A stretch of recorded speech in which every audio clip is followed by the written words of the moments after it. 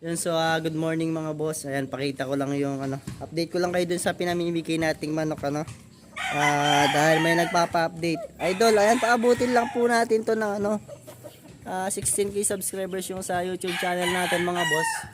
Ayan siya. Mga boss, medyo naglaglag po yung niya. Mga balahibo, buntot. So, ayan. I hope sana mapabilis natin to para at least kahit pa paano kompleto pang yung balahibo niya pagka naipadala natin sa inyo. At yung isang mechanics natin pagka hindi natin kaya yon, ipaship o ibigay. Ayun, dyan tayo kukuha, idol. Dyan po tayo kukuha naman ako dyan sa inyo. At ayun, update ko din kayo dito sa binili kong mga Carabao grass, mga boss. Ayan. Meron pa pala ako dito isang sako, hindi ko pa nailalagay, mamaya lalagay natin yan. Dito sa mga manok natin mga boss, yan balak ko din talagang mamigay sa mga pasisyo niyan. At ito, meron na din tayong in order na wing ban at applicator niya, para at least pagka meron tayong mga napasisiw dito, pagka pamimigay natin yung mga ibang mga nai-anak niya, nai-anak nila. Ayan, at least meron tayong legit na galing yan sa atin. So ayun mga boss, sa mga bago pa lamang dito sa channel natin, ayan, palike naman yung video natin mga boss, paubutin naman natin ng 20 likes yung video natin na yan. Syempre, mag-subscribe ka na din. Idol, huwag mo kalimutan mag-iwan ng comment, no? Kasi yan yung aking kinukuha, para yan yung ilista ko para sa inyong mga entry sa mga pinamimigay nating mga manok mga boss, no? Katulad nga nung kanina. So ayun, pakainin muna natin yung mga manok natin sa labas mga boss, no? Ito, pakita ko lang sa inyo. Kasi may nagtatanong yung ating feeding mixture. No, ayan, i-share din natin ngayon kung ano yung ayan, yung ginagamit natin mga boss. Ayan, dalawa yung manok sa labas. At eto nga, yan. Pantakal to mga boss na ginawa natin. Pero 40 grams din to, no? Ayan, bali, ayan, habang binibidyo natin sila, bibigyan natin yung pagkain nila. So yan mga boss, ito, dito tayo sa una, yung pinamimigay natin. Yan. So ayan, bigyan natin. Ito siya mga boss, yung itsura ng natin, no? Kung mapapansin nyo, maraming siya, kulay white. Ayan, mamaya tatalakay natin kung ano yung mga binibigay natin na high protein mga boss, para gumanda yung katawan ng mga manok natin.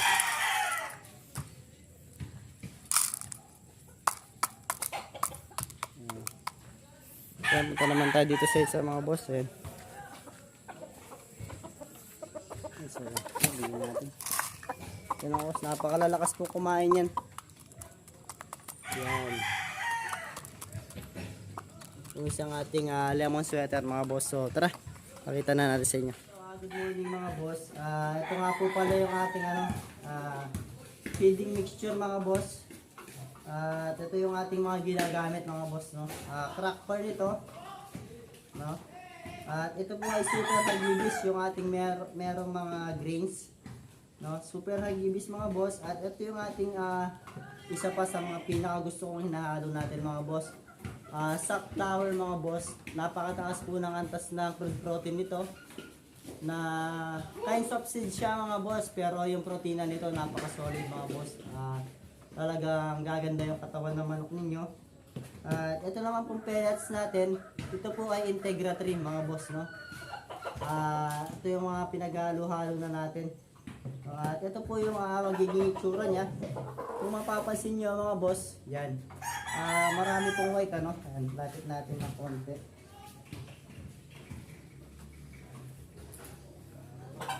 So, ayan siya mga boss, medyo marami siyang safflower. Bali yung pinakaset nito na nilalagay natin mga boss, yan. 1 kilo po ng crack corn, no?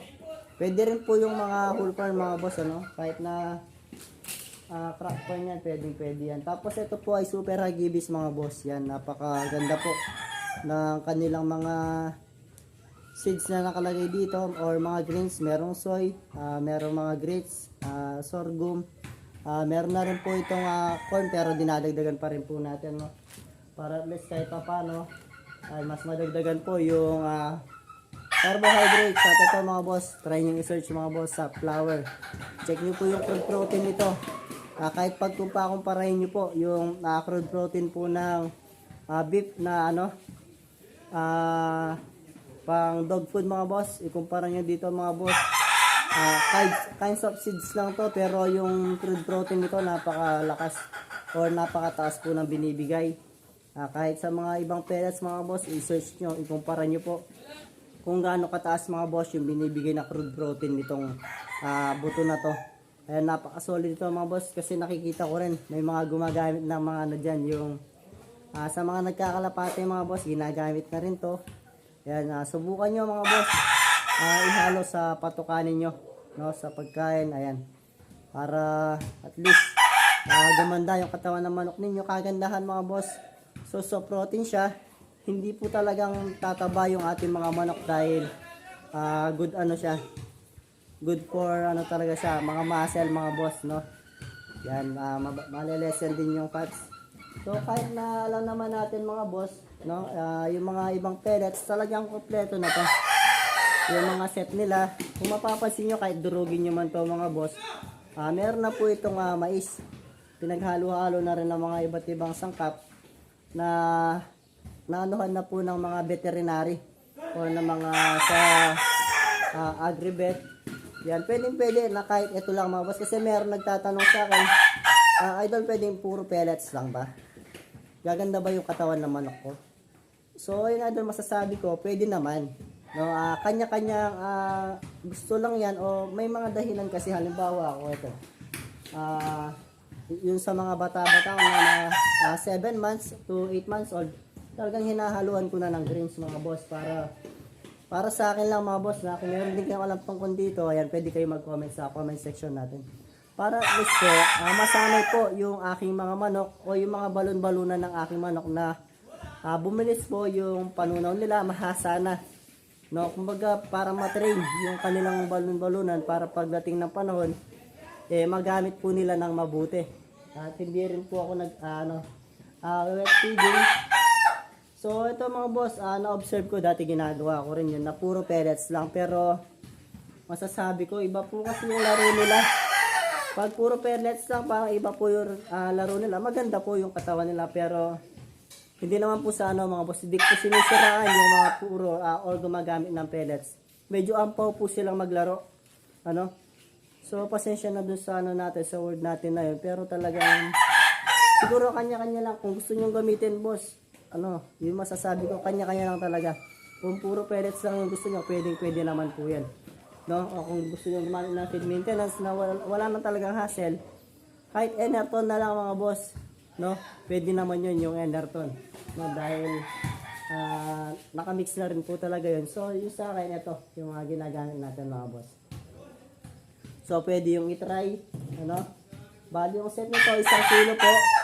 1 kilo ng crack corn mga boss, 1 kilo din ay 2 kilo nito ating super hagibis. Yan, 1 kilo po ng safflower at 1 kilo po ng Integra 3000 mga boss. So mapapansin niyo mas marami yung grains. Nalalagay ko 2 kilo po kada isang set nito. Nitong mga pinagsama-sama natin mga feeding mixture na to kasi gusto ko mga boss yung maganda yung hipo pagka meron talagang mga greens at ay hindi po sila ampo maglaro. At ayun, isa din nga po sa dahilan na gusto ko mas marami yung greens mga boss, although medyo bawas po yung nakikita nyo pellets. Dito po ako bumabawi.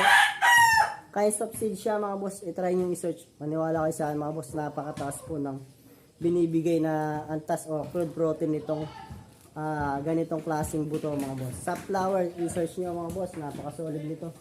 Talagang gaganda at bubo ito yung katawan na niyang mga manok. So yun sa akin mga boss, talagang mas marami din talaga yung conditioner para at least mga boss.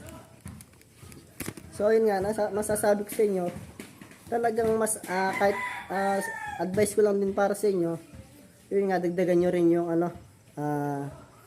mga seeds na nilalagay ninyo or mga grains para at least yung talagang kanilang mga grisel o balon-balon na mga boss. Bata pa lang nahahasa na yan. So yun lang mga boss, sana meron po akong naibigay na mabuti sa inyo, sa mga nagtatanong, mga katanungan ninyo. Nasagot ko lang mabuti dun sa gumagamit ng puro pellets lang. So yun lang mga boss, salamat po sa inyong lahat, lalo na kayo kabalan mag-iingat po kayo palagi.